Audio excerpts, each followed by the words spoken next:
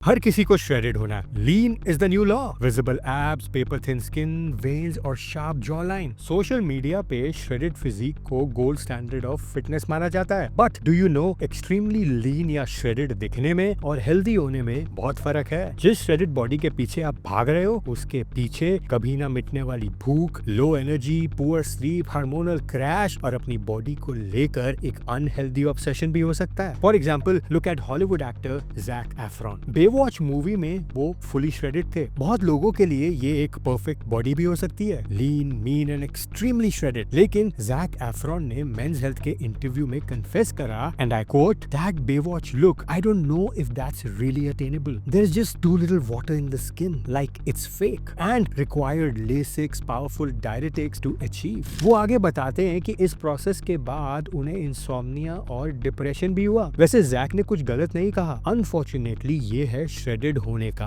काला सच। चलो आज मैं आपको बताता हूँ the ugly truth of getting lean and shredded, जो आपको शायद कोई नहीं बताएगा। श्रेडेड होने के बाद जरूरी नहीं है कि आप हर वक्त मस्कुलर दिखो। लो बॉडी फैट पर आप नॉर्मल क्लोथ्स में स्किनी, वीक या कभी कभी अनहेल्दी भी दिख सकते हो। Perfect lighting, post workout pump में आप जिम फोटोज में बिग और एक्सट्रीमली डिफाइंड जरूर दिख सकते हो, लेकिन वो लुक टेम्परेरी होती है और इसका मेजर रीजन है मसल ग्लाइकोजन। कार्बोहाइड्रेट्स मसल में ग्लाइकोजन की फॉर्म में स्टोर्ड होते हैं और लीन होने के लिए डाइट में कार्ब्स तो कम करने ही होते हैं, यू नो इट। तो ग्लाइकोजन लेवल भी कम हो जाता है। स्टोर्ड वाटर जो मसल्स को फुल रखता था, कार्ब्स एलिमिनेट करने के बाद वो भी कम हो जाता है and as a result muscles flat और स्मॉल दिखने लगती हैं। बट इसका मतलब ये नहीं है कि आपकी मसल्स कम हो गई हैं, बस उसकी टेम्परेरी फुलनेस चली गई है। इसे एक रिसर्च के थ्रू समझते हैं। नाइग्रेन और उनके कॉलीग्स की 2001 स्टडी में 5 हेल्दी पार्टिसिपेंट्स को पहले 4 दिन एक्सट्रीमली लो कार्ब डाइट पे रखा गया, फिर 4 दिन बाद उन्हीं पार्टिसिपेंट को हाई कार्ब डाइट दी गई and what they saw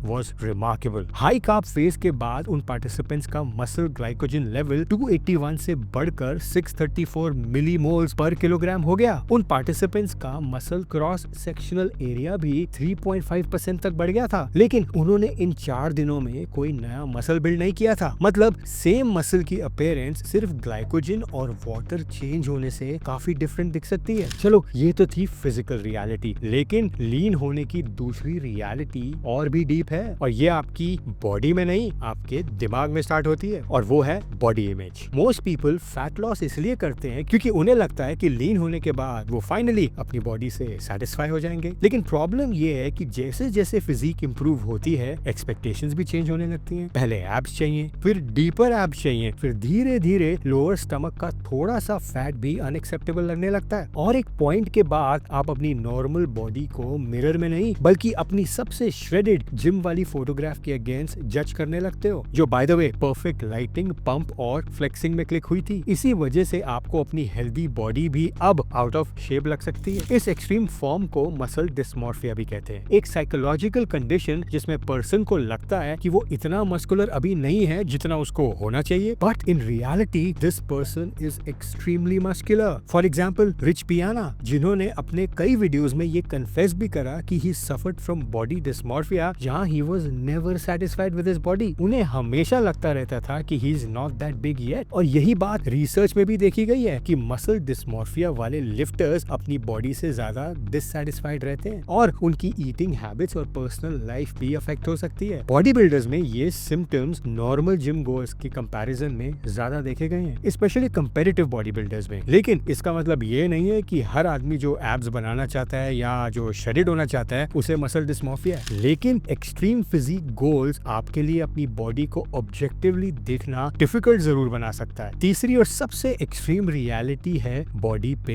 extreme side effects. रॉसो और उनके कॉलीग्स की 2013 केस स्टडी में एक नेचुरल बॉडी बिल्डर को कॉन्टेस्ट प्रिपरेशन के दौरान फॉलो किया गया। जब उसका बॉडी फैट 14.8% से गिरकर 4.5% हुआ, रिसर्चर्स ने उसकी बॉडी में सेवरल मेजर चेंजेस ऑब्जर्व करे। उसका टेस्टोस्टेरोन अप्रोक्सीमेटली 75% रिड्यूस हो गया, मूड और स्ट्रेंथ भी डिस्टर्ब हो गए। कॉर्टिसोल जो हमारी बॉडी का स्ट्रेस हार्मोन है, उसके लेवल्स भी सडनली इंक्रीज हो गए और रेस्टिंग हार्ट रेट 53 से गिरकर सिर्फ 27 बीट्स पर मिनट तक आ गया। वैसे ये सिर्फ 1% की केस स्टडी थी, इसीलिए हर लिफ्टर के साथ एग्जैक्टली सेम रिजल्ट होगा ऐसा नहीं कहा जा सकता। लेकिन ये स्टडी क्लियरली दिखाती है कि कंपटीशन लेवल लीननेस बॉडी पर सिवियर स्ट्रेस डाल सकती है। सिंपल लैंग्वेज में समझे तो जब आप अपनी बॉडी को डेली बहुत कम कैलोरीज देते हो to stay lean and shredded, तो बॉडी सर्वाइवल मोड में जाने लगती है। हार्मोन्स, रिकवरी, स्ट्रेंथ, स्लीप और मूड सफर कर सकते हैं। हंगर बढ़ती है और दिमाग बार बार फूड के बारे में सोचता है। और बॉडी का ये रिस्पॉन्स रैंडम नहीं है। साइंटिस्ट इस प्रॉब्लम को एक्सप्लेन करने के लिए एक कॉन्सेप्ट यूज करते हैं called dual intervention point model. इस मॉडल के अकॉर्डिंग हर बॉडी की एक कंफर्टेबल बॉडी फैट रेंज होती है। जब आप डाइटिंग करके उस बॉडी फैट रेंज से बहुत नीचे चले जाते हो तो बॉडी इसे एक थ्रेट की तरह लेती है और एनर्जी बचाने के लिए आपको वापस उस रेंज में खींचती है जहां वो कंफर्टेबल फील करती है। और यही वजह है जितना ज्यादा आप अपनी बॉडी को लो बॉडी फैट लेवल पे पुश करते हो उतना ज्यादा